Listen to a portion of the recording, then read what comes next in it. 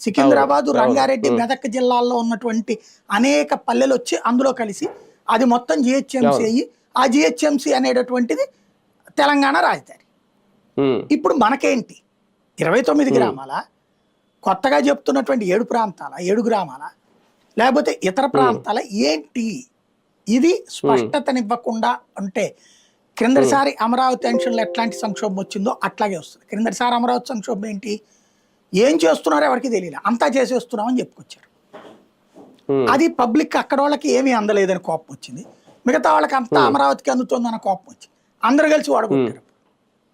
ఇప్పుడు అమరావతి ప్రజలకి ఏంటో చెప్పట్ల, ఒకదానికి ఒకటి క్లారిటీ కూడా లేకుండా ఉంది. ఇప్పుడు ఫర్ ఎగ్జాంపుల్ వాళ్ళు చెప్తున్నది ఆ 29 గ్రామాల దగ్గర ఇప్పుడు కొత్తగా తీసుకుంటున్న భూముల్లో అంతర్జాతీయ ఎయిర్పోర్ట్ కడతాం.